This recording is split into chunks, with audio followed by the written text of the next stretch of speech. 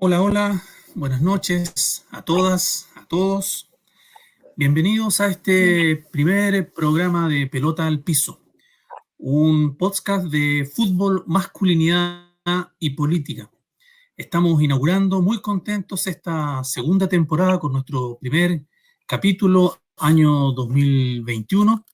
Y en contextos de revuelta social, en contextos de pandemia, en contextos de transformaciones antipatriarcales, hemos querido para este año desarrollar una temporada de programas concentrados en cómo en un eje principal de conversación, que es el eje de las luchas antipatriarcales.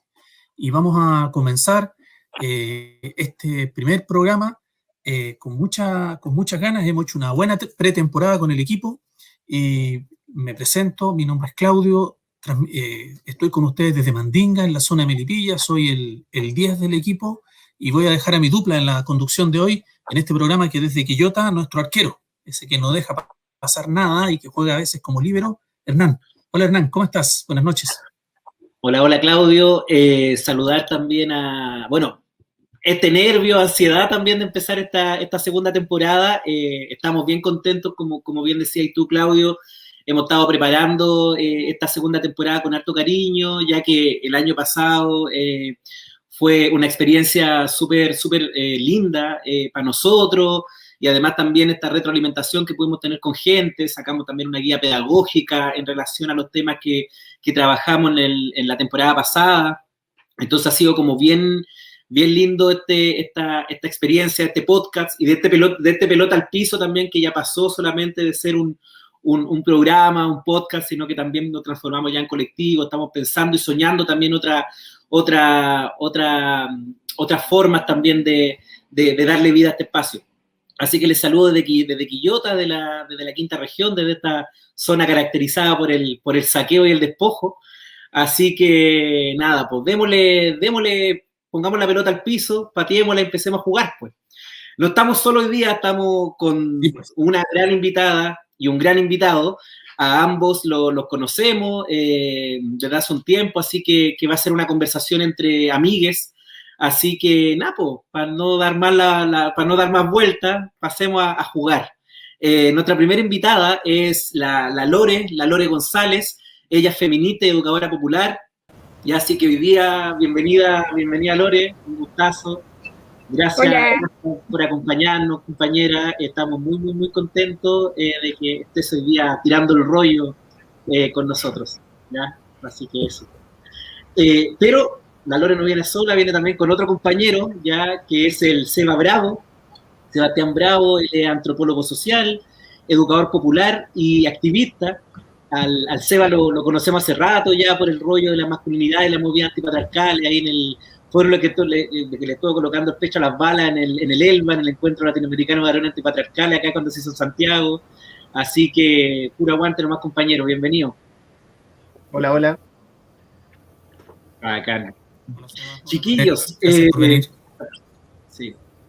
Chiquillo, como bien decía el Claudio, la idea es que hoy día contextualicemos la conversación en torno a la revuelta, ya, a esta revuelta y pandemia, ya que nos está como caracterizando al país, en nuestras tierras. Ahora, y le queríamos pasar como al tiro a la pregunta. En relación a su experiencia, su militancia, su activismo, también queríamos preguntarle en qué situación están estas luchas planteadas por la revuelta, ya esta revuelta hermosa, esta revuelta multicolor que nos vino a dar esta gota de esperanza en el año 2019, ya, y que se construyeron también tantas cosas bonitas, tantas cosas lindas, se rearticularon y abrieron los ojos en tantos territorios del país. Pero ¿en qué quedaron esas demandas planteadas? ¿En qué quedó como esa lucha? ¿Cuál es como su rollo en torno a eso? Ahí les dejo la pelota dando bote, a el que quiera la patea. dale Seba. Ya, entonces, me dio la pelota. Bueno, primero que todo, como muy agradecido a la invitación. Qué bueno debutar, ¿no es cierto?, en esta segunda temporada de Pelota al Piso, así que agradecido. Eh, bueno, una pregunta compleja igual, pues venimos ya se van a cumplir casi 2 años, ¿no es cierto?, de la revuelta popular, y yo creo que nos ha dejado un desafío bien grande en términos de plantear, por ejemplo, la lucha institucional, ¿no es cierto?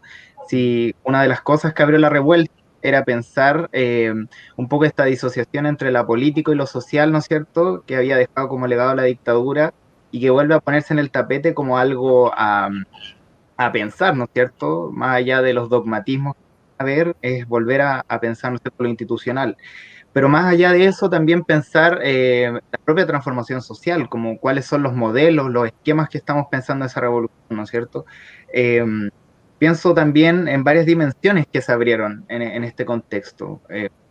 Yo me acuerdo que iba a la Plaza Dignidad, ¿no es cierto?, como en el proceso y había una energía que era muy potente, que claro, también está la pregunta como cuál es el origen de esto. Hay varias teorías, ¿no es cierto? Hay unos que dicen que tenía que ver más con un malestar, ¿no es cierto?, asociado como a la meritocracia, como a esto, pero dentro de las actividades populares que probablemente nosotros hemos compartido, yo veía también un malestar muy acumulado y que nace un poco desde el protagonismo de los propios jóvenes que irrumpen, ¿no es cierto?, de las secundarias, que rompen como un actor muy potente, que rompe esta normalidad quizá que teníamos los adultos u otras personas, ¿no? Y también tiene que ver con, yo creo, como una genealogía que también uno podría decir en clave latinoamericana, o sea, lo que había pasado en Ecuador unos años antes fue un antecedente muy grande. La propia movilización feminista había dado todo un repertorio y había dado un impulso que yo creo que se tradujo acá de manera muy potente, ¿no es cierto? Y que abrió de manera radical una alternativa que no parecía que estaba en la hoja de ruta de nadie.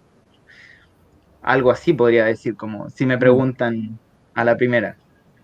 Bacán, bacán. Lore, ¿te lo cuentas tú? Yo un poco colgándome también de lo que dice el Seba, me parece que igual es un escenario súper como complejo y complejo emocionalmente en el que estamos ahora, ¿no? Como revuelta, pandemia, esto de que nos guardaron, nos confinaron a la fuerza, en un contexto de revuelta donde todo estaba en la calle, donde había muchos espacios de encuentro, donde las plazas, las playas también, una desea estar en la playa, ¿no? Se tomaban y se modificaban, se intervenían, se votaban monumentos, ¿no? A volver a estar en el aislamiento más brutal, ¿no?, que estamos en este momento. Entonces, como que siento que cuesta un poco disociar todo el proceso de irrupción y de efervescencia de la revuelta, como con como esta pasada por encima, en el fondo, que vino con la pandemia, que tan bien le hizo como el poder, ¿no? El poder de los de arriba. Desde ahí, a mí me parece que hay como 4 elementos importantes que hoy día están en juego.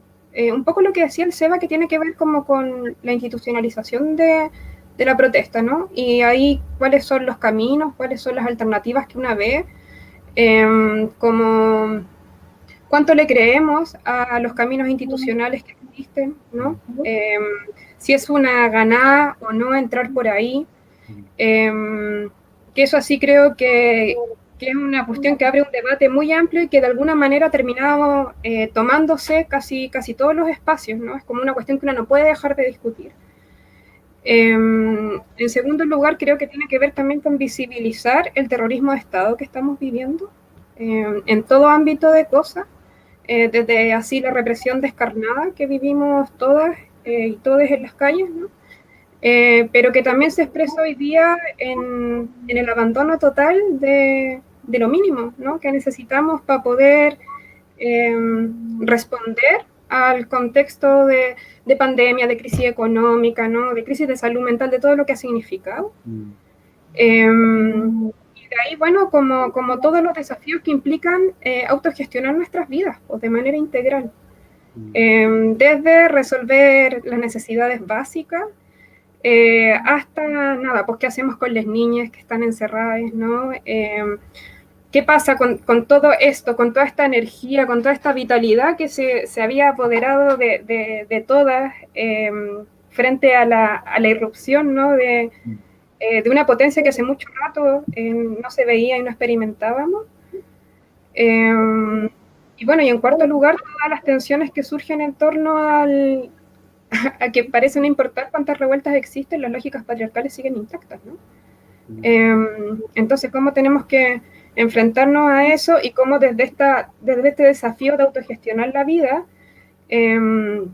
nuevamente seguimos las mujeres asumiendo los roles históricos que se nos han asignado, ¿no? Seguimos dándonos cuenta que el lugar más peligroso para nosotras sigue siendo nuestro hogar.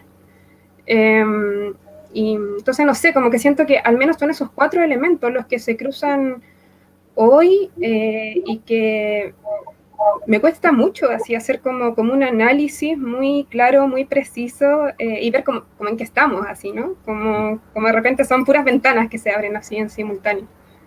Exactamente. Oye, en relación a lo mismo que ustedes están conversando, pero antes de eso, Lore, antes te confundiste con Casa del Plan, pero no olvidemos que en el verano fue cuando en Viña del Mar se tomaron la playa Reñaca, entonces también hubo su organización ahí, y recordemos que lamentablemente este evento fue como opacado por este ataque fascista de un tipo que sacó una pistola, no sé si recuerdan ustedes, en Reñaca, que creo que todavía está privado de libertad por esa persona. Sí, así que también las playas ahí fueron como tomadas. Oye, y en relación también a lo que conversaban, y sobre todo también con esta respuesta como institucional, ¿no? Porque también hubo todo un rollo que llegó todo este descontento, hubo todo también una utilización también de llevamos esto a una convención constituyente, nos fuimos con el apruebo, aparecía, ahora estamos en plena campaña brígida con el tema de los constituyentes, hay más constituyentes, parece, que gente que va a votar, pero hubo como una respuesta institucional donde justamente se aunaron toda institucionalidad política, pero además también hubo una respuesta desde la organización popular, ¿no? Desde la organización como social, que justamente ha venido a darle como otra forma a esta lucha, y además también se ha hecho cargo con lo mismo que decían ustedes, esta gran represión que sigue impune, gran cantidad también de presos y presas políticos en Chile. En relación como a eso, ¿cómo ven esta continuidad de las organizaciones sociales, o este trabajo más territorial, que está más fuera de la institucionalidad? ¿Creció, cambió formas también? Porque una cosa es crecer, pero también poder incorporar otras formas de organizaciones. De ahí también aparece el tema de la lucha antipatriarcal dentro de los espacios de organizaciones sociales. ¿Cómo está esa continuidad? ¿Cómo la ven ustedes? Lore, te toca. O sea, yo creo que nada, como a propósito de lo que comentáis tú, Hernán, de repente tiene que ver con todas estas cuestiones que están destinadas como a garantizar la sobrevivencia, ¿no? de todos. Creo que ha sido re interesante todo lo que ha pasado en torno como a las ollas comunes, por ejemplo, ¿no? Ahora, bueno, durante la pandemia, el año pasado estaba muy fuerte en este contexto como... yo estaba un poco fuera, la verdad, de ese circuito, entonces no cacho muy bien cómo se ha venido rearticulando en específico lo de las ollas comunes. Sí, siento que se han armado, al menos lo que yo he tenido la posibilidad de conocer, hartas redes de apoyos entre cabras, ¿no? Como desde para realizar denuncias hasta para recibir a alguna compañera que está viviendo alguna situación de violencia o vulneración. Y Napo, y todo en el fondo lo que tiene que ver con ir resolviendo la materialidad concreta de la sobrevivencia, ¿no?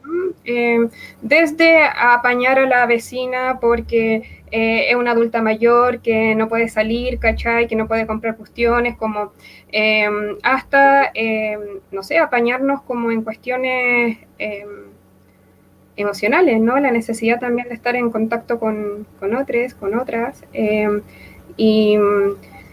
Y ahí también creo que ha sido interesante y que creo que se ha fortalecido lo que tiene que ver como con las redes de abastecimiento, ¿no?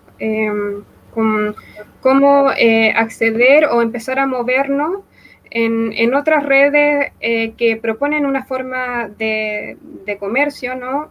Más justa, donde hay un contacto con productores primarios, por ejemplo, ¿no? Y no con todos estos intermediarios, evitar comprarle a los supermercados, ¿no? Como también empezar a diseñar mercados alternativos, redes de comercio alternativos, ¿no? Que nos ayuden también a solucionar, bueno, la sobrevivencia, ¿no? Lo que necesitamos para vivir. ¿Sí? Vale. Vale, compañera. Súper. Eva. Yo sumándome también a lo que dice la Lore, yo creo que precisamente como el florecimiento de redes de cooperativismo, no sé, o de activas de economía social y popular, fueron cosas que yo, que vivo en la zona sur, por ejemplo, me marcaron. O sea, vi cómo en territorios donde el supermercado, ¿no es cierto?, era como el gran rey del territorio, fue de cierta manera, ¿no es cierto?, desplazado por pequeñas cooperativas de comprando juntos al comienzo, pero que después fueron fortaleciéndose al paso de por lo menos la pandemia y los primeros meses de revuelta. Hoy, en el actual escenario, yo creo que eso se va a repetir. O sea, si en el verano había bajado un poco ese esfuerzo, yo veo que ahora con las condiciones que estamos, con la precariedad, ¿no? Estamos viviendo y con la imposibilidad del gobierno de aportar una alternativa real a la precarización, eso va a volver a renacer. Y lo otro, que es muy interesante lo que dice la Lore en torno a las redes emocionales y también psicológicas, que aquí por lo menos en la zona sur de Santiago, si bien son fragmentarias y uno podría decir tan articuladas, existen y no son menores para, yo creo, poder sostener la vida en estas condiciones. Y me refiero también a que van desde grupos de amigues, ¿no es cierto?, como de conversaciones, hasta yo creo como las versiones que yo he podido como ver en torno a derechos sexuales y reproductivos, por ejemplo, poder repartir condones, ¿no es cierto?, femeninos y masculinos, anticoncepción, pastillas. Yo creo que esa red es interesante en el sentido de que plantea alternativas de cómo, tal como decía la Lore, autogestionar la vida en esta situación de precariedad.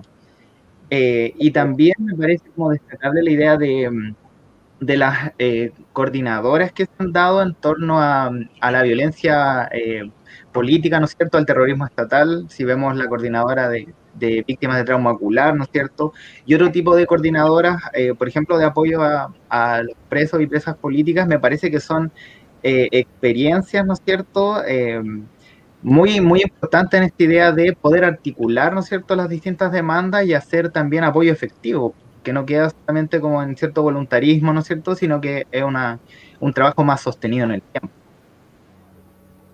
Vale, muchas gracias. Seba, chiquilles, recordar también que además lo estamos haciendo esta transmisión en vivo, pero después queda el podcast, lo subimos a Spotify y a todas esas plataformas. Así que ahora en esta segunda temporada vamos a tener como temita musical entre medio. Recordar eso, que este programa queda después en esas plataformas también. Recordar que estamos con comentarios, preguntas que nos pueden ir aportando ahí en el chat de la transmisión en vivo en Facebook. Y el tema con que vamos a cerrar este primer bloque es un tema de la Anatiyu con Mano Filippi, que es de la Anatiyu, pero lo reversionan después la Mano Filippi con la Anatiyu, y que tiene tanto que ver también con esta revuelta. Y que además también aprovecho, justamente por lo que decía el Seba al último, de dedicárselo a los presos, a las presas, ya que gracias a ellos también hasta se está generando ahora este proceso constituyente, y en especial también a 4 chiquillos que son de mi ciudad natal, que son de San Antonio, que están presos, sobre todo también a Claudio Bravo, que es de mi población, de la 30 de marzo, que ahora está preso por un montaje de un asalto, de un ataque a la PDI, así que especialmente a él, a su familia en la 30 de marzo, dedicarle esta canción que es Shock de Anatiyu y las manos de Filippi, y volvemos en el segundo segmento en un ratito más. Así que eso.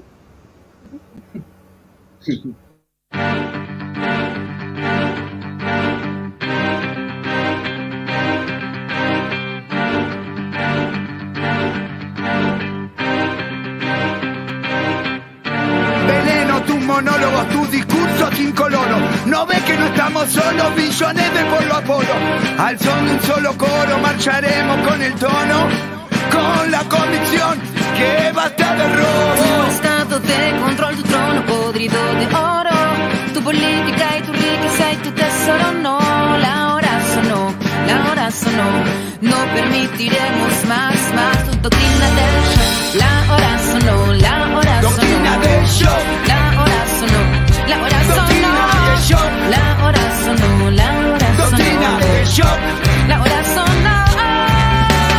No hay países, solo corporaciones. ¿Quién tiene más acciones? Trozos gordos, poderosos, decisiones por muy poco. Constitución, pinochetista, derecho budey, libre fascista, golpista disfrazado de un indulto elitista. Cae la gota, cae la voz, se la toma, se toma la máquina rota. La calle no calle, la calle no calle, la calle no calle. Debate que estalla, todo lo quitan, todo lo ven. Todo se lucra, la vida, la muerte. Todo es negocio, bajo ti todo semilla, pascuálame, todo se oro. Veneno, tus monólogos, tus discursos incoloros. ¿No ves que no estamos solos?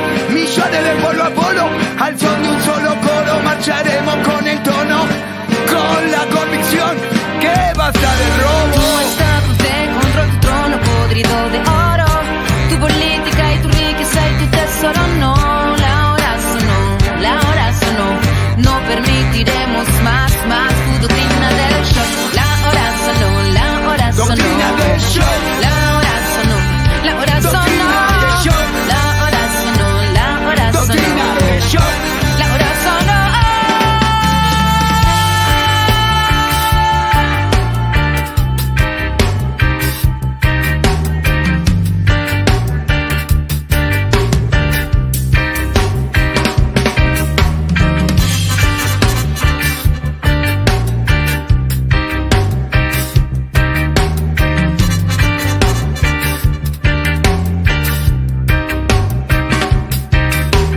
Vaya y letra al saco, vaya el ajuste con los pacos. Devaluación, desocupados, son los títeres del mercado.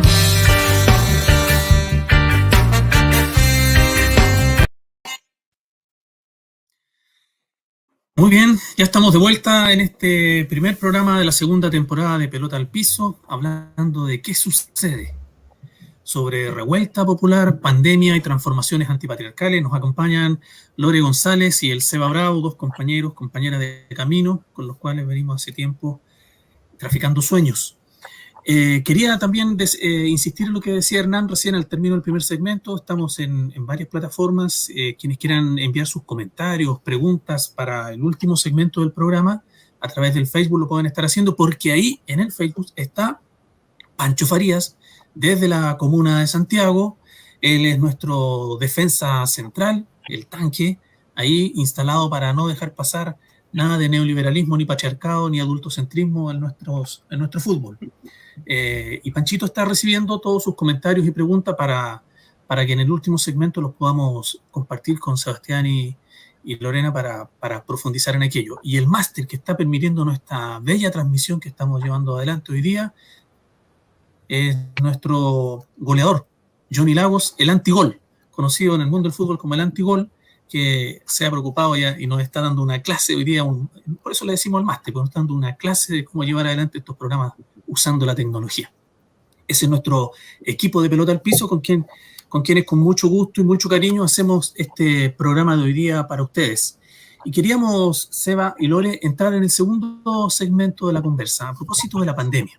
En el primer segmento ustedes dieron una vuelta reflexiva muy crítica, muy interesante sobre la revuelta popular, y ahora quisiéramos concentrarnos un poco en la pandemia, pensando fundamentalmente en una mirada. Nos interesaría la mirada de ustedes, pensando cómo esto nos está afectando como humanidad. ¿Qué llamada de atención, qué alerta nos pone llegar a tener que vivir en la situación que estamos ya por un año? Ya cumplimos en marzo un año aquí en Chile, por lo menos en América Latina, un año de pandemia, y no se ve en el horizonte claro de que esto vaya a terminar en algún momento. El año pasado, cuando estábamos partiendo, hay gente que decía, no, entrando la primavera vamos a salir de esto. No pasó nada. No, a fin de año, entrando el verano, tampoco pasó nada. Y ahora ya estamos instalados en el otoño y no se ve un horizonte claro, porque además de la pandemia nos tocó el peor gobierno para gestionar una pandemia.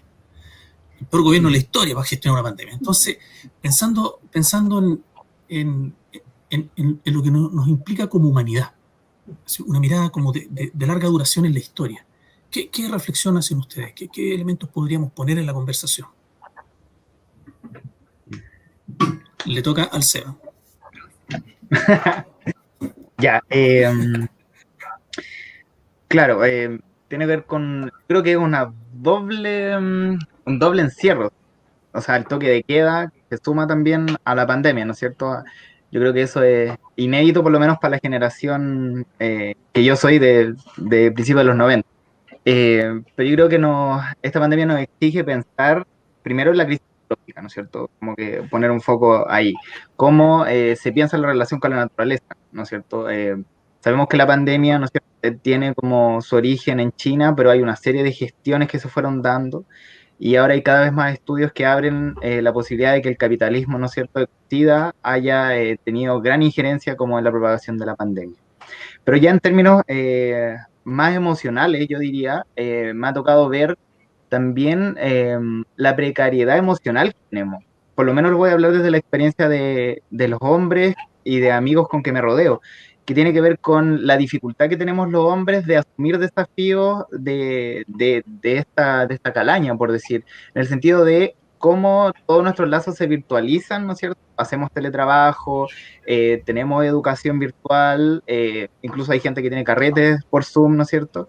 Y cómo esto nos exige también tener una mayor comunicación emocional, un mayor repertorio para hacer frente a esto. Y ahí vemos como una precariedad que nosotros hemos visto con otros amigos de lo que nos cuesta ser amigos también, como de gestionar y de fortalecer el lazo también social. O sea, muchas veces uno se va alejando, ¿no es cierto?, en este tipo de pandemia y si uno no hace, no le manda un WhatsApp o no sé, no está atento también a la necesidad emocional del otro, el vínculo se va perdiendo.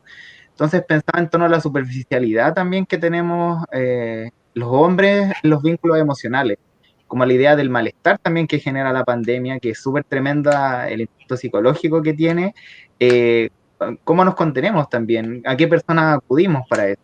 Y parece que esto se sigue reproduciendo porque acudimos a figuras femeninas, ¿no es cierto? Y la figura de los amigos, de los hombres, ¿no es cierto?, queda un poco desplazada, queda en segundo plano. Nos cuesta hacer ese acercamiento. Y eso creo que ha sido un gran desafío y quizá un gran aprendizaje para enfrentar la pandemia. O sea, cómo nos hacemos cargo y cómo fortalecimos también lo emocional en ese sentido.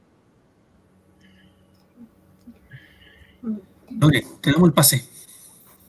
A mí me preocupa montones, así como los impactos que puede tener todo este proceso de cautiverio que hemos vivido, así como pensando como en qué significa como para la condición humana, ¿cachai? Como en todo orden de cosas, desde las cuestiones motrices, así como que tengamos cuerpos cada vez más como atrofiados, ¿no? Como que no nos expresamos a través de los cuerpos, porque ahora mismo estamos aquí en un pedazo súper reducido donde nos vemos de los hombros para arriba, no hay lenguaje corporal o súper limitado, ¿no? Yo gesticulo permanentemente, da lo mismo, si me veo solo un pedazo me veo entera, pero en el fondo hay como toda una desconexión con cómo estamos vibrando con lo que nos pasa, ¿no? Y eso a través de la tecnología que me parece que ha ayudado un montón para poder seguir teniendo algún nivel de cordura en estos contextos, como que creo que también atrofia mucho los vínculos, ¿no? Entonces ya hay una cuestión como física de relación con la potencia que tienen nuestros cuerpos, que está así mermada. Me preocupa también así mucho como el impacto que tiene en las niñas esto de no relacionarse con otros. Yo tengo un sobrino chiquitito y que lo que alcanzó a ir al colegio me decía que estaba prohibido compartir, por ejemplo. Como, nena, estamos en pandemia, no se puede compartir. Así como, y como un mandato que tiene así internalizado con una brutalidad que me parece preocupante, ¿no? Como que siento que esta lógica de cautiverio que vivimos lo único que hace es profundizar la subjetividad neoliberal que se ha venido forjando a lo largo de este tiempo, ¿no? Como que le llega así como la guinda a la torta para establecer un sistema de dominación mucho más complejo y mucho más como entramado con el proyecto de hombre, mujer, de ser humano que somos, ¿no? Y también me preocupa porque siento que en cautiverio dejamos de crear, ¿no? Los animales en cautiverio se dejan de reproducir, no intervienen en su territorio. Entonces nos automatizamos de una manera en la cual ya no hay una vitalidad, no hay una espontaneidad que efectivamente le dé como la riqueza de la capacidad de transformar nuestro entorno, ¿no? De producir lo nuevo. Entonces siento que cada vez nos volvemos más domesticables. Y nada, pues, como, ¿qué pasa con todo lo demás? ¿Qué pasa con el goce? ¿Qué pasa con el disfrute? ¿Qué pasa con el desborde, no? Si hay algo que fue así exquisito de la revuelta, fue precisamente eso, ¿no? El desborde, así, la dispersión absoluta, la energía por todos lados, y ahora estamos nuevamente reducidas como a la mínima expresión dentro de todas estas restricciones que tenemos. Entonces a mí me preocupa, me duele, así me da miedo pensar en eso. Interesante, muy interesante la cuestión respecto de las dificultades con el cuidado y con el autocuidado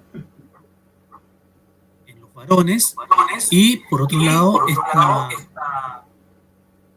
estas tensiones que, dado el encierro, que bien señalaba la Lore, que nos ponen en condición de agravamiento de las dificultades que ya de por sí tiene el virus mismo, digamos, sino que tienen que ver ahora con las condiciones de vida que se van generando.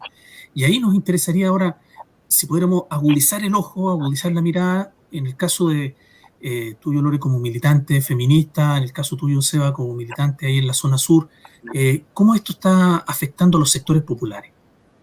Porque sabemos, nuestra hipótesis ahí es que esto no afecta igual a las clases ricas que a las clases populares. Si pensamos ahora en los sectores populares en específico, ¿dónde se agrava más esta condición pandémica en la que estamos viviendo? Lore, te tiro a ti un centro para que comiences. Sí, yo creo que en todo orden de cosas, Claudio, desde el acceso a los derechos, ¿no? Como esto de que les cabres no tienen cómo educarse, los chiquillos que no tienen acceso a un dispositivo desde el cual conectarse a la clase, no a internet, como, o sea, tenemos chiquillos, chiquillas que van a estar 2 años sin haber tenido acceso a la educación, más allá de toda la crítica que hay que quemar la escuela y todo eso, perfecto, pero como que hay un derecho que está siendo negado, ya a nadie le importa, o como que el Estado se lava las manos con eso. Y ya todo lo demás, ¿no? Como la crisis sanitaria no solo tiene que ver con COVID, sino con todo lo secundario que hay a propósito del colapso del sistema de salud pública. Como, no sé, desde lo mismo que se comentaba acá, las cuestiones de salud mental, pero también la otra vez escuchaba la Fran Crispi, que es esta cabra que es como soy súper mala con los nombres como burocráticos, pero como la que está encargada como del Colmed aquí en Santiago, ¿no? Metropolitano, y ella hablaba cómo durante el año pasado no se habían hecho, por ejemplo, Papa Nicolau. Así habían bajado a un número mínimo. Entonces, que eso se traduce en un colapso sanitario a largo plazo porque vaya a tener un montón de cáncer cervicuterino diagnosticado tardíamente.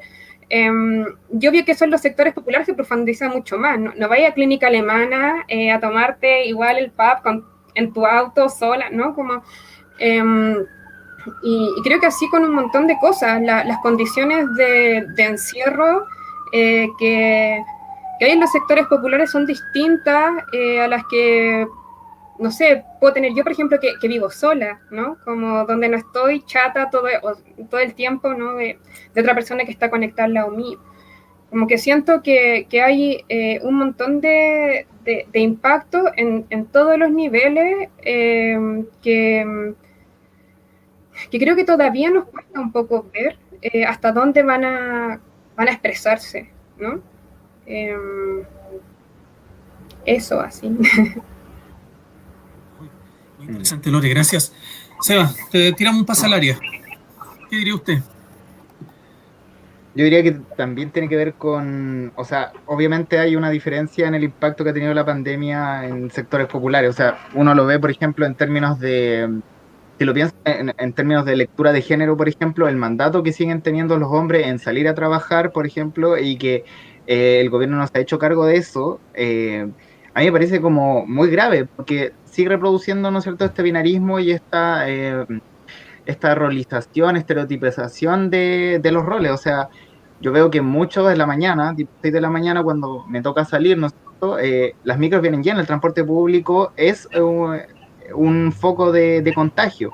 Y eso claramente no le pasa, yo creo que a los sectores de la élite, no sé, de la oligarquía.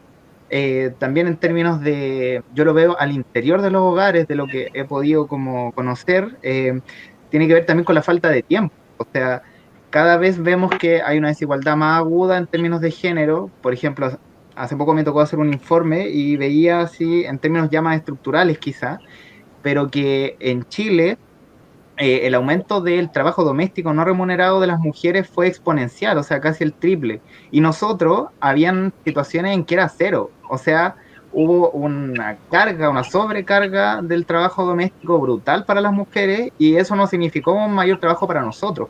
Entonces también ahí como que uno empieza a ver como desigualdades también al interior de las propias clases populares.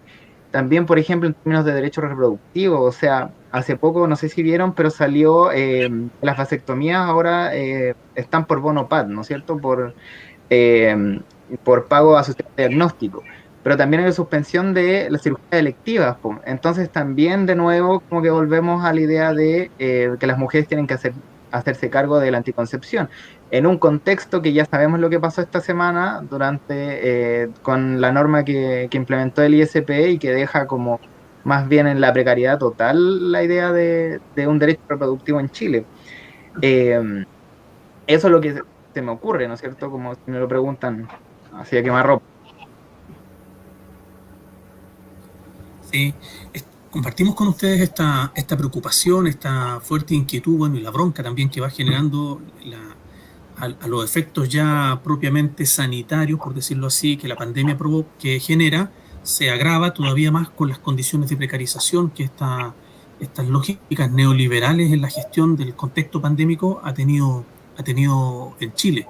Y en eso creo que entonces los sectores populares quedan como con mucho desafío para pensar cómo ir enfrentando todas estas cuestiones mientras el contexto de pandemia y post pandemia. Va a haber que hacerse cargo de mucha tarea a la cual el Estado, en este gobierno particularmente, como que se ha quitado la responsabilidad absolutamente.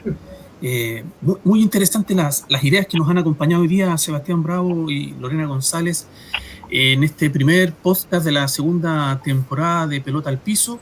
Vamos a conectar en el próximo segmento con las luchas antipatriarcales, con cómo se han venido dando en el último tiempo y cómo se han venido transformando. Ya el Seba conectó en el primer segmento con la movilización feminista 18 y cómo ese movimiento feminista marcó una hoja de ruta. En nuestro análisis, por lo menos en Pelota al Piso, así es, que marcó una hoja de ruta que también tiene que ver con los orígenes de octubre de 2019. Y para cerrar este segmento y pasar al siguiente, además de recordarles que a través del Facebook pueden enviar sus comentarios y preguntas, que ahí los estamos recogiendo para tomarlos hacia el final, queremos ir con un tema musical, que es la performance. La performance que las tesis instalaron con un violador en tu camino en la lucha de la revuelta popular. Así que les invitamos a recordar ese tema mientras descansamos unos minutos para tomar el próximo segmento.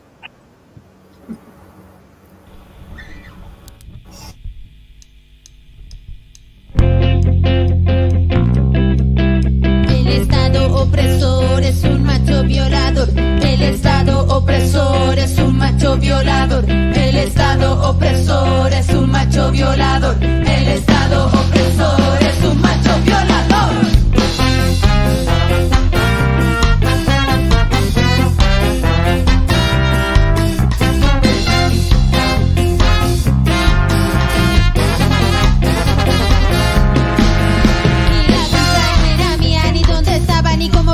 La culpa venía de la policía, del machito interno que te consumía, venía del juez, de aquel violador que era tu amigo, del encubridor. La educación que a través del miedo, el Estado asesino que nos deja ciegos, la culpa la tiene el que no entiende. La ayuda jamás protegió a nuestra gente. Le importan solo sus intereses al macho porque cree que le perteneces. Te controla desde las enoja. Si no quieres sexo te forzas sin consentimiento. Será violación, no hay mano contigo con el opresor. Entiéndelo, la culpa no era mía. Lo único que quiero es caminar tranquila. Entiéndelo, no era como yo decía. No hay mano para que viola, para que acusa y asesina.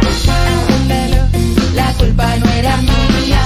Lo único que quiero es caminar tranquila. Entiéndelo, no era como yo decía. No hay mano para que viola, para que acusa y asesina.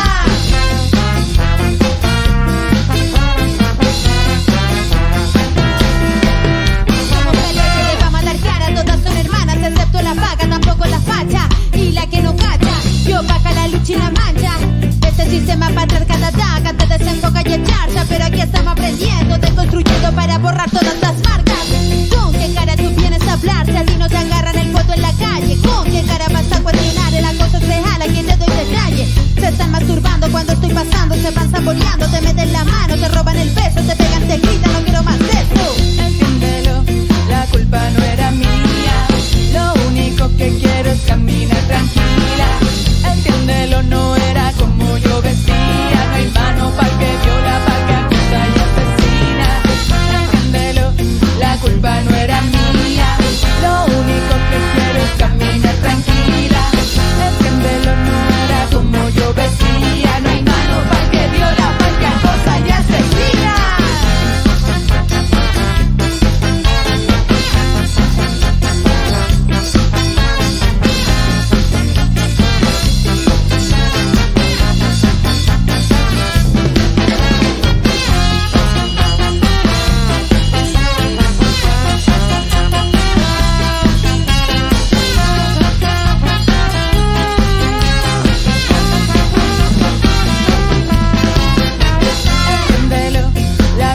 No era mía.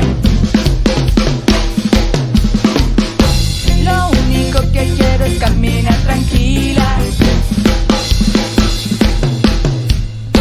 Entiéndelo, la culpa no era mía.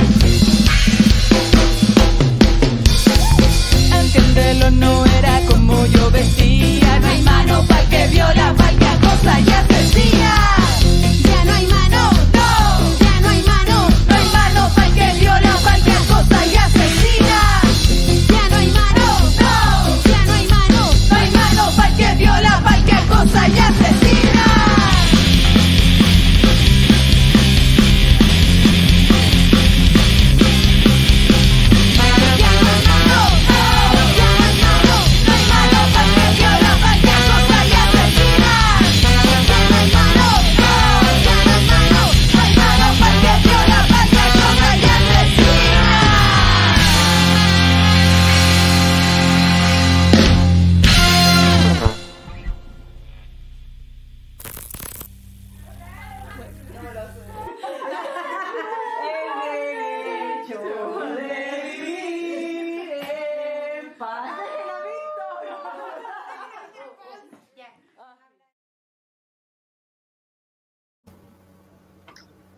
Ya está, volvemos al aire.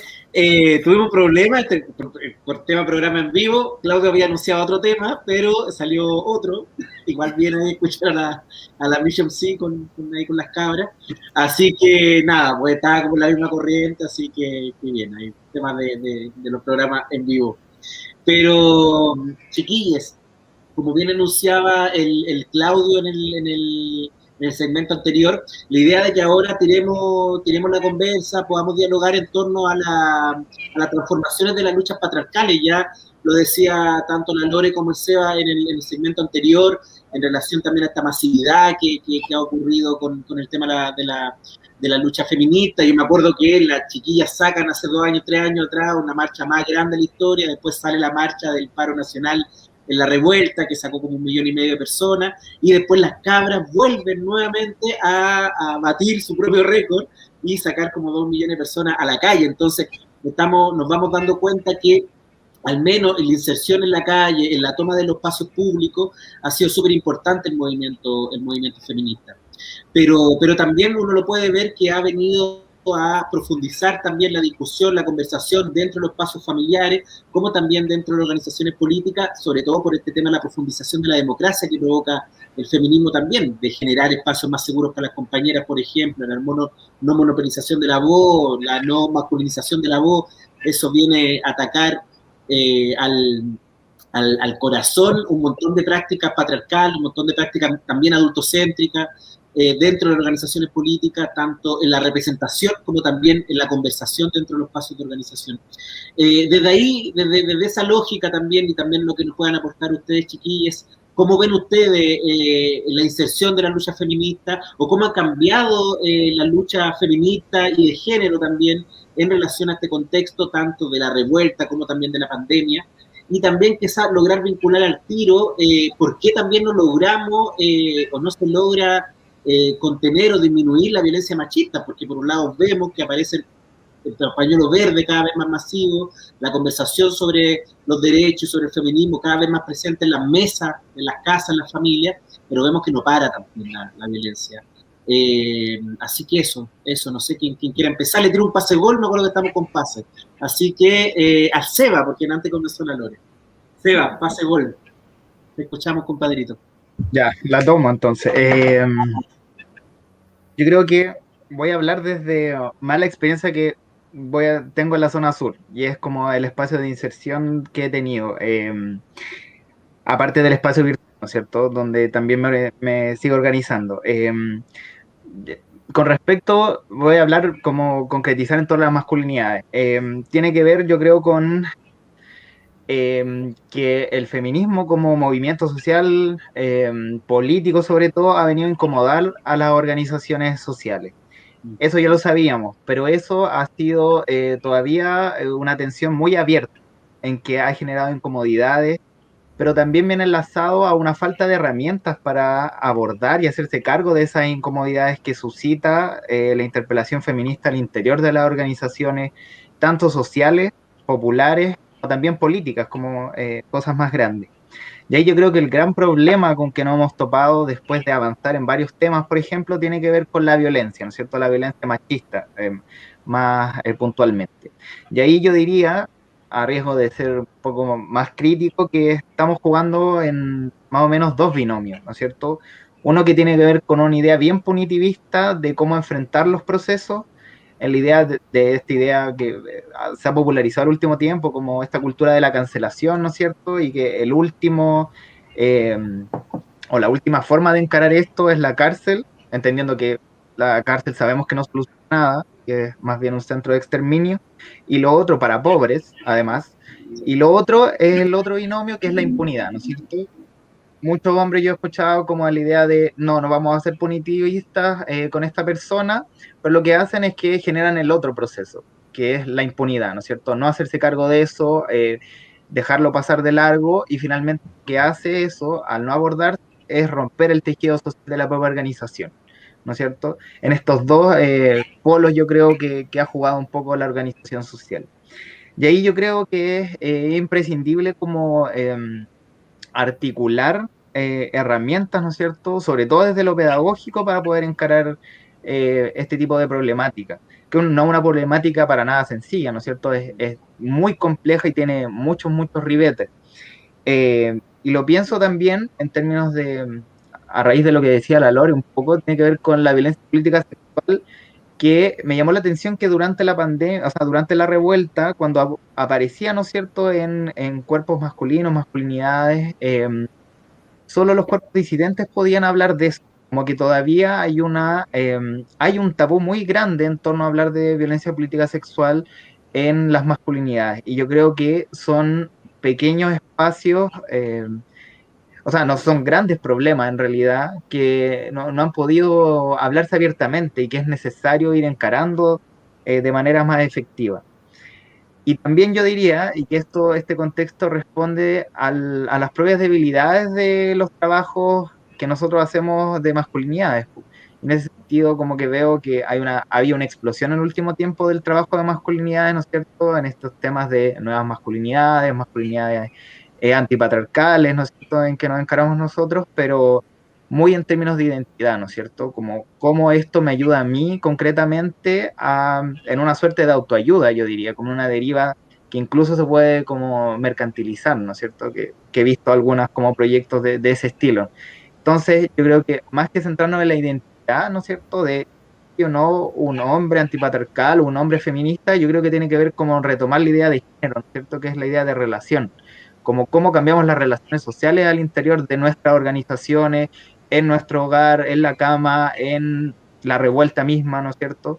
Y eso creo que se ha perdido y tiene que ver con la poca articulación que vemos, con el poco, yo creo que mirada estratégica en torno a eso. Como que no hemos centrado mucho en la identidad de nosotros mismos, en una idea media flagelante o medio de autoayuda, y hemos dejado de lado como el aprendizaje vital del feminismo, ¿no? Muchas gracias por el comentario, Sí, rescato harto también eso, el tema de cómo somos capaces también de abrazar justamente toda esta movida antipatriarcal que la ocupamos mucho como identidad, ¿cierto? Como para nombrarnos, para presentarnos, sobre todo utilizando estos repertorios que vienen de las mismas cabras, de las mismas compañeras, cosas que no tengo que hacer, límites que no tengo que pasar, entonces si no los paso me quedo callado, pero me sigo relacionando igual o me sigo callando igual con mi grupo de amigos, con los grupos de WhatsApp, no paro la mano cuando comparten pornografía o cuando también compañeros, amigos o familiares, cuando se hace mucho más compleja todavía la cuestión, cuando tu propio papá o tu propio hermano tiene un rollo súper machista, súper violento en la mesa. Súper importante lo relacional, o si no es pura cobertura, nomás, sin mucho contenido. Es como un Kinder sorpresa sin nada dentro. Lore, cuéntanos tú cuál es tu rollo con esto. A mí me pasan hartas cosas igual, ¿no? O sea, para empezar, como que creo que hay que darle una vuelta a entender como lo profundo y complejo que es el patriarcado que nos habita, que habitamos y que reproducimos, ¿no? Como que yo siento, bueno, un poco también a partir de mi experiencia en los espacios organizativos que me muevo, sobre todo en los espacios mixtos, que está la impresión que hay como un par de transformaciones cosméticas que hacer y basta, ¿no? Como que erradicamos el patriarcado de nuestras organizaciones, hablamos en lenguaje inclusivo, contamos cómo estamos y listo, sentipensamos y nos despatriarcalizamos en 2 segundos, ¿no? Sin entender que esto relacional que habla Iturna, ¿no? O cómo la lógica patriarcal tiene que ver con un modo de vincularnos entre nosotros y con el mundo también, ¿no? La lógica extractivista del capitalismo responde a un modo productivo patriarcal con la tierra, con los animales, bueno, entonces, creo que por eso también cuesta tanto como tensionar y transformar esos modos de vinculación que tenemos. Y porque además cuesta mucho seguir trabajando sobre algo que ya creíamos resuelto, ¿no?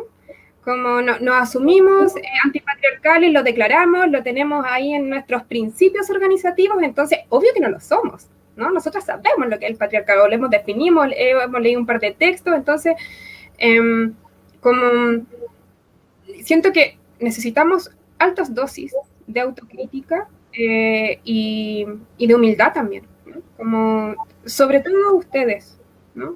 Los machos, las masculinidades, perdón.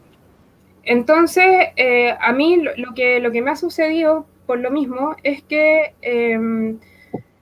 me ha sorprendido mucho la cantidad de espacios de cabras que han empezado como a instalarse cada vez más como una necesidad de los espacios separatistas también, ¿no? A propósito de todo este desgaste y de tener que seguir reproduciendo el rol histórico de educarles, ¿no? De decirles cómo tienen que actuar, en qué no se tienen que equivocar, hasta dónde sí, hasta dónde no. Eso implica una pérdida de energía para poder nosotros también darle una vuelta a lo que necesitamos, a lo que queremos, a nuestras formas de organización, nuestras formas de enfrentar también la violencia a las que nos vemos. Tenemos que lidiar todos los días con ellas, ¿no? En los espacios micro y en los espacios macro, ¿no? Vivimos una civilización, una macrocultura de la dominación, que es el patriarcado. Entonces, es realmente súper agotador tener que estar dando cara todo el tiempo, y más cuando uno piensa que en el espacio seguro de tu territorio organizativo no te vaya a encontrar con cuestiones así y te tienes que seguir haciendo cargo de eso, ¿no? Entonces pareciera ser que entre cabras y disidencias hay como ciertos mínimos o ciertas formas que permiten que otras temáticas surjan también, ¿no? Entonces yo desde ahí me he movido harto en espacios de chiquillas, de chiquilles, y siento que eso ha sido re importante desde cuestiones súper prácticas, como contexto de pandemia, no había cómo conseguir miso por ninguna parte, entonces ahí entre todas las compas viendo cómo podía hacerlo, hasta contención, o lo mismo que estábamos hablando antes, cómo autogestionamos la vida, ¿no? Creo que eso ha sido re potente y que también ha permitido que se levanten un montón de espacios de autoeducación entre cabras y disidencias también. Y ahí yo creo que, bueno, que en el fondo la pelota les queda a ustedes para que ustedes también se hagan cargo de trabajarse, de cuestionarse y de tensionarse entre ustedes mismos también, ¿no? Como que eso me pasa, ¿no? Y también que siento que la arremetida de las formas patriarcales viene con mucha brutalidad. Por todo somos cuestionadas, por todo somos tildadas con nuevos descalificativos, lo mismo que decías tú, Seba, ¿no? O somos punitivistas, o no actuamos desde la pedagogía de la ternura, o no, así como permanentemente dejándonos sin posibilidades de acción, aunque sean equivocadas, para enfrentar las violencias que vivimos, ¿no? Entonces, desde ahí a mí me parecen súper potentes, súper necesarios estos espacios donde nos acuerpemos entre nosotras también. Y desde ahí, bueno, dejarles el espacio también a ustedes para que se vayan haciendo cargo, ¿no? Sí, completamente. Lore, muchas gracias por tu reflexión también en relación a no sé, se me viene como al tiro a la cabeza en relación a lo que decía tanto Seba como tú, Lore, que al menos lo que trabajamos tallereando con temas de masculinidades, con trabajo con varones, con organizaciones sociales, nos llaman a veces a tirar un taller, a tirar el rollo cuando aparece una funa, ¿cachai? Funaron al compañero, ok, entonces las cabras en la asamblea dijeron, oye, tienen que trabajar esto, los cabros lo asumen también, ok, talleríamos. Pero piensan que ese taller es 1 o 2 sesiones, ok, como no quiero caer en la caricatura de que vayan a decir los cabros, nos desconstruimos, no es tampoco eso, pero está bien esta acción y seguimos haciendo lo mismo, ¿ya? Entonces, ¿cómo somos capaces también de superar esa situación y de tensionar, como decías tú, Lore, tensionar no tan solo hacia la erradicación de las prácticas machistas, sino que también tensionar hacia otras formas de organizarnos? Como que todavía estamos muy pegados con que tenemos que ganar, con que tenemos que vencer, pero no nos preocupamos de la forma. Y quizás en esa forma tenemos que tensionar quizás hacia otro espacio donde haya ternura, donde haya vínculo, donde realmente nos preocupemos del cabro, de la cabra, del cabre que está al lado. En relación a eso, y como última pregunta, para pasar luego a las preguntas de los chiquillos y chiquillas que están ahí, chiquillas que están compartiéndonos en Facebook. Así que bien breve solamente, quizás tirar alguna idea, cuáles serían como esos desafíos que nos quedan justamente, o que plantea este proceso tanto para la lucha feminista como también para la lucha de los varones que nos sentimos quizás instalados en un espacio hacia relaciones más vinculadas justamente hacia la ternura, hacia el cariño o hacia la no violencia. ¿Cuáles son esos desafíos que van quedando, chiquillos? Pelota a la Lore. Yo creo que es indispensable ponerle el cuerpo a todo, ¿no? Como un imperativo, así para pensar en cualquier forma de construcción otra, de vínculo, ¿no? Vivimos así en un modelo occidental de concepción de mundo donde la razón es lo único que prima. Y dejamos de lado todo este registro exquisito de experiencias, de rebeldía, de desacato y de creatividad que tienen nuestros cuerpos, nuestras cuerpas. Siento que mientras no pongamos el cuerpo, estamos dando caldo, ¿cachai? O sea, como que no, difícilmente vamos, perdón la informalidad, pero como que no, ¿cómo vamos a transformar lo que hacemos si nuestro vehículo de acción, ¿no? Este instrumento que tenemos, con el cual vivimos y vibramos, lo estamos pasando por alto? Bacán, no, maravillosa la reflexión, compañerita, totalmente de acuerdo ahí con el tema, si no, puro caldo nomás. Compañero, Seba, te escuchamos, manito. Yo creo que escuchando a la Lore, yo creo que también la pregunta es cómo no perder el cuerpo en esta pandemia. Si estamos aquí virtuales, yo creo que vamos a tener que ser creativos en generar nuevas formas de no perder ese cuerpo en la virtualidad, po. Y yo creo que hay varias herramientas. Yo creo, como somos educadores populares, algo hay de esto harto en que podemos rescatar. Y también integrar otras pedagogías. Pero también lo que quiero decir es reivindicar, yo creo que el rol del conflicto. Como siempre hablamos de que esto va a ser un cambio que va a ser muy, muy pacífico, muy lineal, yo creo, pero aquí hay que reivindicar, yo creo, que el conflicto, o sea, que nos incomode la interpelación feminista es bueno, o sea, como que nos genera como malestar, como un poco esta tensión en el cuerpo. Yo creo que es necesario reivindicar, o sea, si no te mueve el cuerpo es porque algo está haciendo mal, o lo está neutralizando, o no está pasando, ¿no?, la interpelación. Y creo que es un lugar que tenemos que aprender a evitar, como la incomodidad, y una incomodidad que no creo que sea inmovilista, sino una incomodidad que te movilice, que te haga moverte hacia cómo subsanar esto, cómo abordar esto, cómo hablarlo, cómo abrirlo también en espacio. Yo creo que es importante. Conflicto e incomodidad. Y lo otro, yo diría que es cómo pasamos de lo que el Claudio en un momento dijo que era la movida antipatriarcal de varones a un movimiento ya como tal, ¿no es cierto?, más articulado, más consolidado, que se ponga metas también más exigentes, no solo como hacer el círculo de varones cuando funan a alguien, sino como emprender proyectos más grandes también, como subir un poco los horizontes de la transformación, o sea, no quedarnos solo en los convencidos, ¿no es cierto?, que como medio teológico, ¿cierto?, medio de creyente, sino que ir con la persona que no tiene ese conocimiento, o que no está metido en el rollo. Yo creo que eso es importante, pasar a hacer movimiento de una vez por todas. Sí, completamente, como damos como ese salto. Ahí hay un desafío que lo plantea el Seba. Y ahora, bueno, recordar a la gente que nos está viendo que este es un podcast que lo estamos haciendo en vivo, pues pasa, lo subimos a las plataformas. Así que ahora va a entrar un compañero querido, Pancho Farías, que nos viene a traer los comentarios, las preguntas de la gente ahí en las redes. Está ahí con su camiseta de su club deportivo, usado nombre. Así que, Pancho, compañero, lo escuchamos, bienvenido. Cuéntenos qué nos dicen las redes, la gente ahí que está interactuando en el Facebook.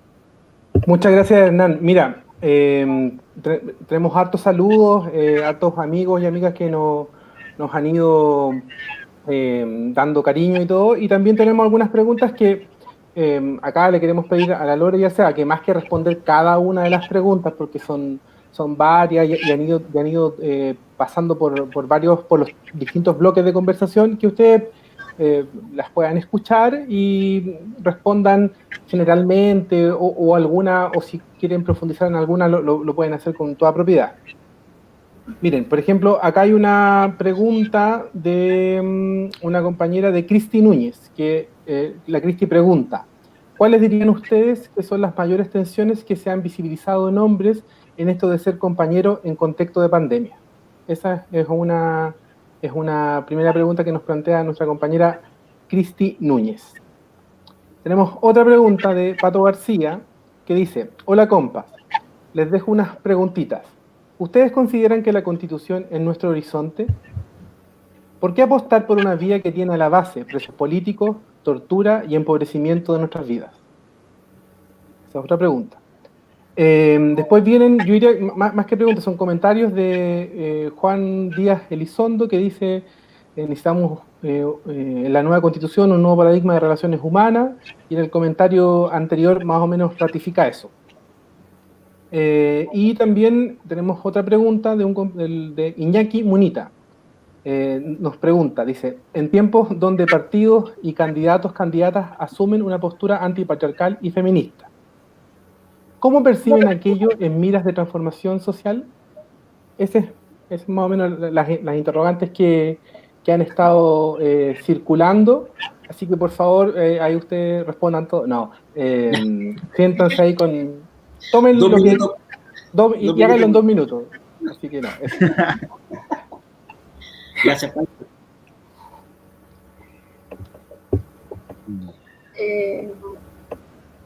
No sé cómo le... Eligen cualquier. Ahí, mira, el que piensa que Sai va a tener la pillería, que la que tenga la mejor respuesta a esta pregunta me tincó. Entonces ahí ustedes eligen libremente, chiquillos. O sea, sobre lo que preguntaba la compañera respecto a cuáles han sido como las mayores dificultades o tensiones de los cabros en la pandemia, creo que es un poco lo que conversaba el Seba también antes, ¿no? Respecto como a esta, a la sobrecarga que tenemos como las mujeres respecto a esta triple jornada de trabajo que tenemos, ¿no? Y un montón de cuestiones que se están conversando como a lo largo de esta hora, ¿no? Me parece especialmente interesante darle una vuelta a esta cuestión de la Constitución, si es nuestro horizonte o no. Porque es una cuestión que a mí me tensiona mucho, ¿no? Yo ahí pienso un montón en la Audre Lorde, ¿no? Que es esta feminista lesbiana negra, que ella es súper categórica y establece que las herramientas del amo nunca van a servir para desmontar la casa del amo. Como en el mejor de los casos una genera ciertas modificaciones, pero no transformaciones profundas. A mí me cuesta mucho pensar en la vía institucional como la posibilidad de generar una transformación radical del proyecto de sociedad que queremos construir, o de comunidad, pongámosle como el nombre que nos haga más sentido. Pero también creo que, y por eso digo que es algo que me tensiona y que yo no logro resolver, como también entiendo lo diferente que sería, por ejemplo, tener una constitución con perspectiva de género, ¿no? Tener una legislación que no hiciera que todas las instancias de denuncias que tenemos son nuevos procesos de revictimización que no nos conducen a nada. Me parece que tener, no sé, una constitución que, por ejemplo, garantice el resguardo de las niñas, de la naturaleza, ¿no? Como que efectivamente nos entrega un terreno con más posibilidades de desplegar una vida un poco más digna. Pero siento que siempre está la trampa, y más aún a propósito de lo que menciona ahí el Pato García, ¿no? que donde es la vía que tiene a la base los presos, las presas políticas, ¿no? Todas las personas mutiladas, ¿no? Como que siento que de repente cuando uno opta por los canales que ya están establecidos, es como seguir validando a esta forma de politiquería, ¿no? que nos han enseñado que es la única posible, como si no pudiésemos crear todo de otro modo. Entonces, no sé, a mí ahí me parece que uno de repente tiene que jugar como a dos frentes, ¿no? Como apostar de alguna u otra manera a que las personas menos detestables generen las transformaciones dentro del espacio institucional, pero para mí la apuesta sigue siendo por fuera de este modelo de civilización que me parece profundamente perverso. Bacán, gracias, Lorena. ¿Eva, seleccionaste alguna preguntita por ahí? Sí, y tan complejas las preguntas. Igual como dice la verdad, a mí me tensiona caleta cómo encararlas. Con respecto al tema, por ejemplo, de la Constitución y los partidos, me es imposible no pensar la analogía del plebiscito en la transición a esta democracia tutelada, ¿no? Como a principios de los 90. Es como un escenario que tiene algunos, claramente no igual, pero tiene algunos paralelismos que son importantes, algunas lecciones que deberíamos haber sacado como movimiento popular. Y ahí yo creo que es justamente lo que dice la Lore, como no hay una... Yo tampoco creo, lo voy a decir así, tampoco creo que en el camino institucional sea la vía correcta, o sea como la única. Yo creo, confío en que ciertas personas podrían hacerlo mejor ahí, podrían como cambiar algunas de sus características intrínsecas del Estado, ¿no es cierto? Quizá podría ser interesante, si estamos hablando, por ejemplo, de luchas antipatriarcales, como mejor el CERNAMEC, ¿no es cierto? Como en los programas que son, yo diría, harto charcha, ¿no es cierto? Pero creo que también es imposible pensar un proceso político de esta envergadura solo poniendo fichas a una cosa tan mísera, yo creo, y que es un cuento que se repite, que al final es una trampa. Yo creo precisamente en los procesos de movilización social, o sea, el proceso de mantener la movilización territorial, ¿no es cierto?, social en el proceso que viene, en el proceso de mayo o junio, no sabemos cuándo va a ser el plebiscito finalmente, va a ser la clave para poder tener un poco de fuerza y poder, yo creo, obligar de cierta manera a que la élite cumpla todas las promesas que hizo. Podría ser una lectura ingenua, ¿no es cierto? Vamos a ver qué nos depara el futuro. Es un poco hacer política ficción, pero yo creo que si no hay movilización popular y si sigue habiendo un marco de impunidad, es imposible pensar un proceso de transformación como se pensó en la revuelta.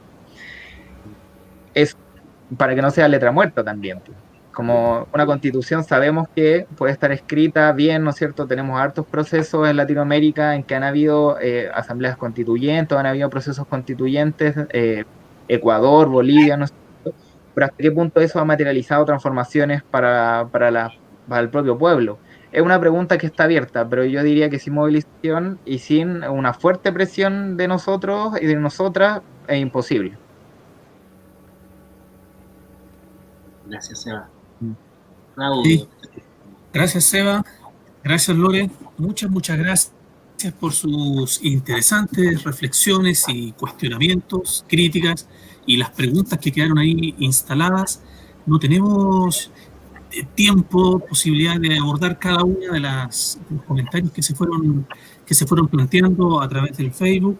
Les queremos agradecer su colaboración en este programa de hoy. Le queremos agradecer también a quienes a través de las redes estuvieron conectados, y como ya señaló Hernán, la grabación de este programa va a ir a las plataformas para que también puedan difundirse y puedan seguirse escuchando y usar a lo mejor también como material para la discusión, la reflexión en la organización, en la familia, con los grupos de amigos, de amigas.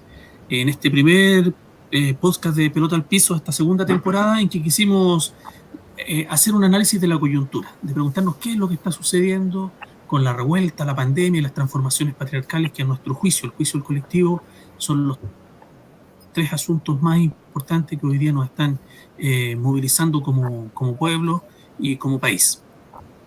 También queremos invitarles a que cada lunes, a eso de las 21, 22 horas, sale con el diario del lunes, que es nuestro suplemento, con columnas, con pequeñas grabaciones, con pequeñas cápsulas en que tratamos de problematizar esta triada entre masculinidades, fútbol y política, con cuestiones muy coyunturales que están pasando en nuestra sociedad. Queremos invitar a la Lore o al Seba para que se animen algún lunes ahí a colaborar en ese espacio que se ha vuelto bien interactivo en las redes, y también a quienes nos están escuchando, que además de seguirlos, si quieren mandar alguna colaboración en una plana, escribir una columna, podemos ahí también hacer la parte de este suplemento con el diario del lunes que hemos empezado a producir casi que espontáneamente y se ha ido instalando ya por 3 semanas.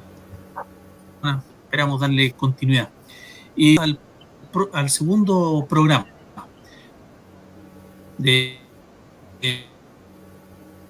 Pelota Cárcel, la experiencia carcelaria que se está viviendo hoy día, particularmente la experiencia carcelaria con personas jóvenes y con mujeres, para reflexionar sobre transformaciones sociales o las transformaciones de género. Le reiteramos el agradecimiento a la Lore, al Seba, y con las ganas de vamos a escuchar a Manu Chao para irnos despidiendo. Gracias, Lore, gracias, Seba. Gracias, Hernán. Gracias, Panchito. Gracias, Johnny, ahí en los controles. Y gracias a quienes nos acompañaron hoy día. Nos vemos pronto. Seba, Lore, Gracias a todos por allá y libertad a los presos y libertad a las presas, chiquillos. No se nos olvide. Eso. Chao, chao. Chao, gracias. Abrazo. 1, 2, 1, 2, 3, 4.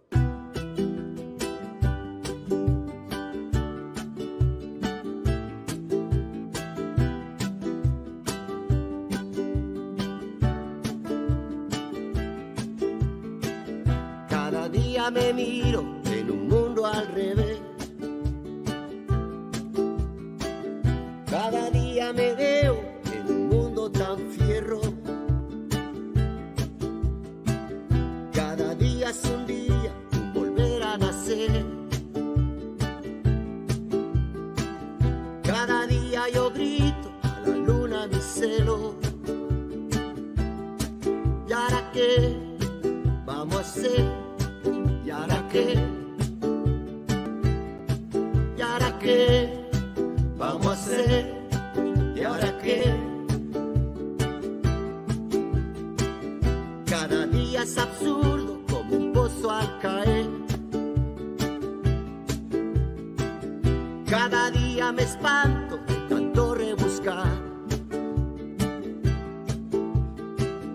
Cada día rabiando, saltando en la sartén. ¿Y ahora qué vamos a hacer? ¿Y ahora qué? ¿Y ahora qué vamos a hacer? ¿Y ahora qué? Soñé otro mundo.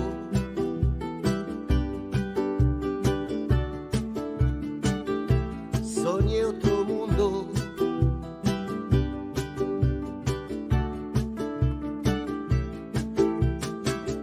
Cada día yo lucho para no decaer.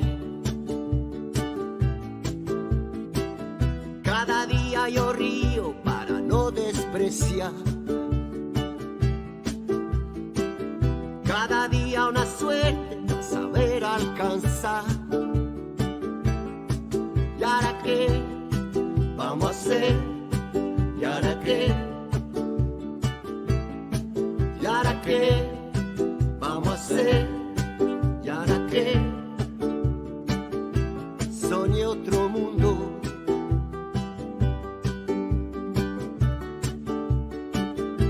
Soñé otro mundo. Lo conseguí soñando. Soñé otro mundo. Lo conseguí luchando.